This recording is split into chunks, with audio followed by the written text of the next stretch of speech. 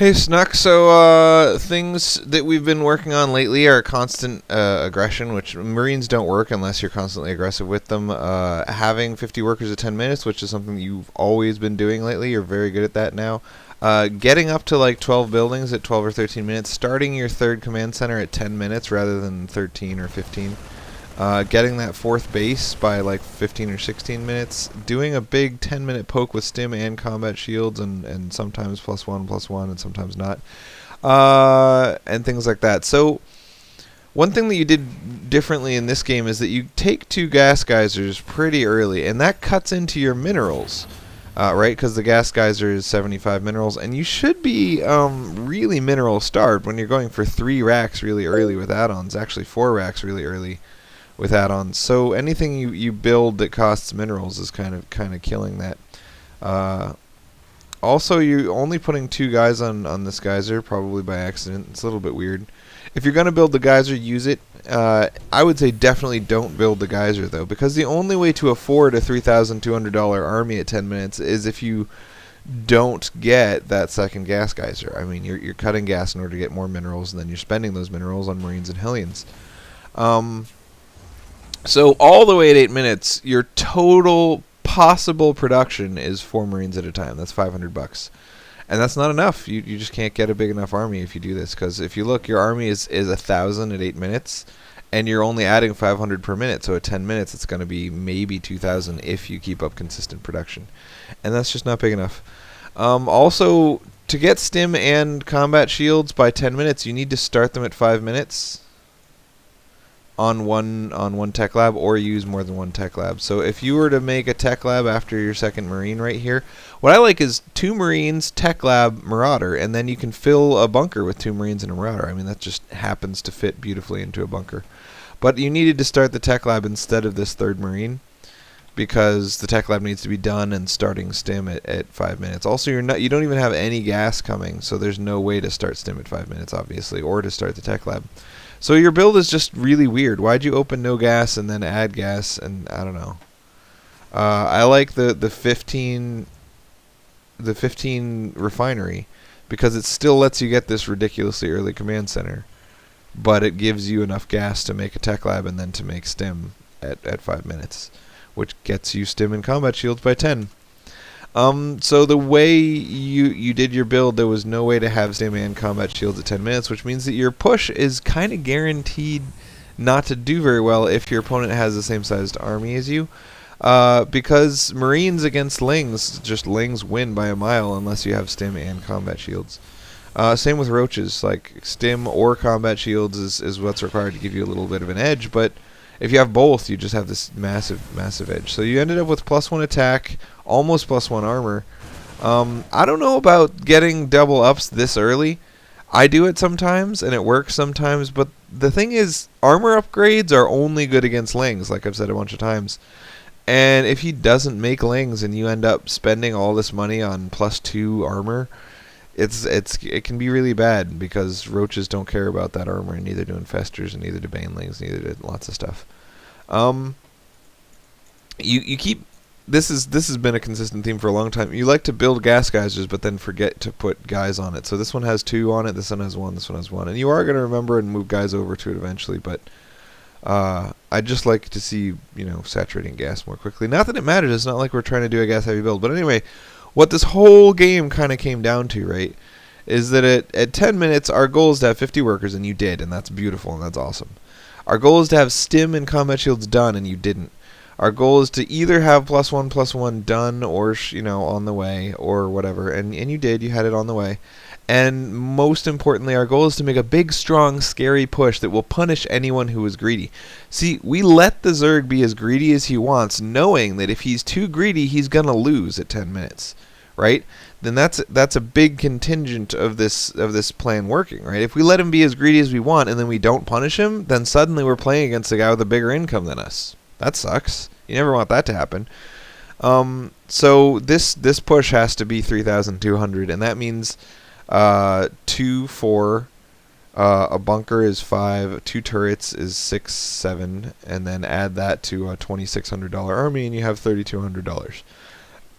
So you ended up with uncompleted upgrades. I wonder if they're going to complete by the time of the battle. But uncompleted stim, uncompleted this, uncompleted this. So if we count just completed upgrades and bunkers and turrets, you have no bunkers and turrets, which, you know, totally fine with me and everything. But that means your total army size is 1,900, which is a lot less than 3,000. So you're gonna push out with what you have, and then you're not gonna bring reinforcements. And I kind of like that. It means that you can't die to a run by and everything, but it also means that you're gonna make these medevacs and just not use them at all. So your first fight, you trade well. You trade very well. You get a good split. You spot the banelings coming. You suicides them into you. Look how well you traded. If you'd had a $3,000 army with stim and combat shields, and you'd traded that well, the game would be over now, because you just walk over and kill his hatchery and walk over and kill his other hatchery. It's 12 minutes. You should have 3,000 plus 1,500 is 4,500 of army spending. He has 4,500 of army spending, and you traded well even with a much smaller army. So you would just have an army that was too strong for him to deal with, and you would win the game. So this is really what this came down to.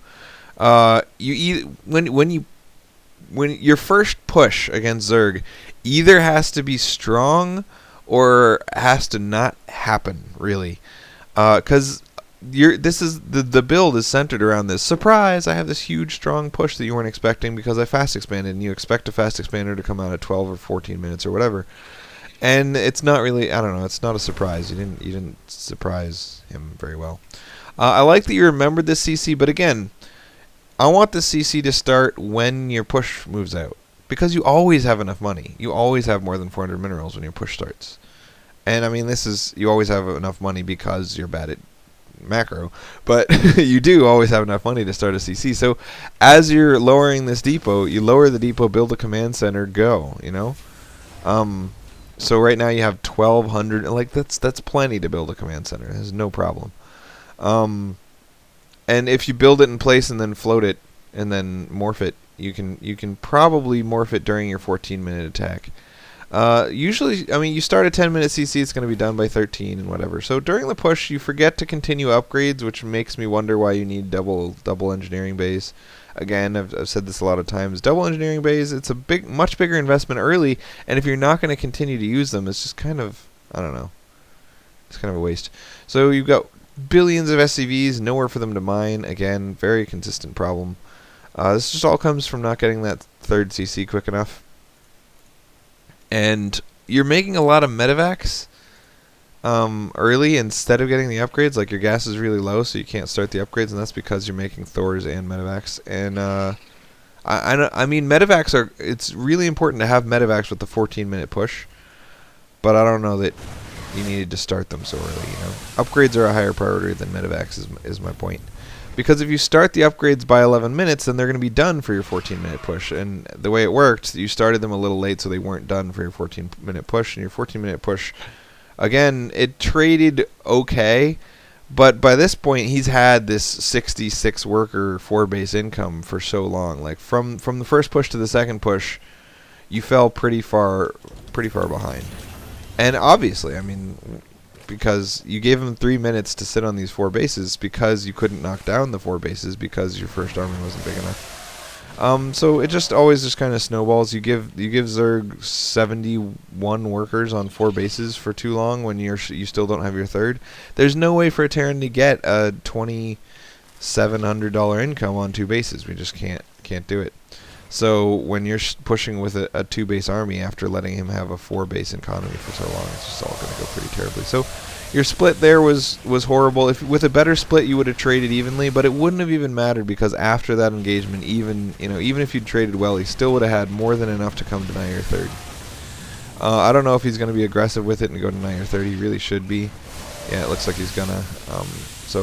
Now you can't get a third. Now you're doomed. So I'm sure more stuff happens, but it doesn't matter because you're already losing patches on your main. You've got too many workers. You don't have a third. You can't start mining from it if you don't have it.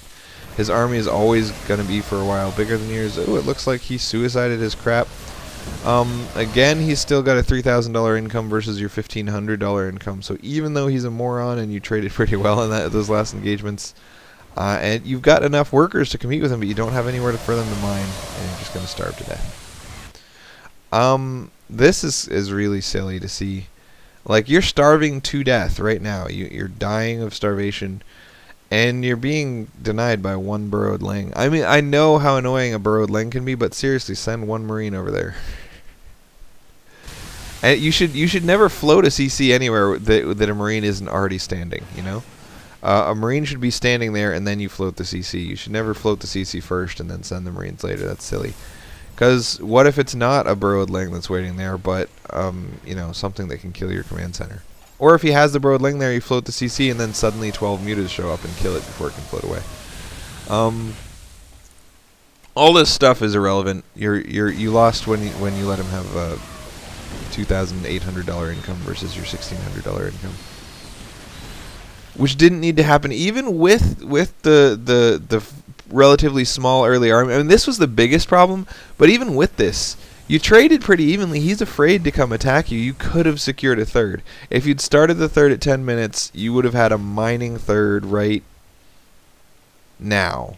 And your army is big enough that he wouldn't have been able to stop it. So you would have had, I mean, you would have caught up to him. You would have had a $2,600 income. Actually, you would have had a higher income than him right now if you'd had this third already cleared out and already built. So getting that third started at 10 minutes, getting it cleared for mining pretty quickly, those are all pretty important. And that's basically all the game came down to.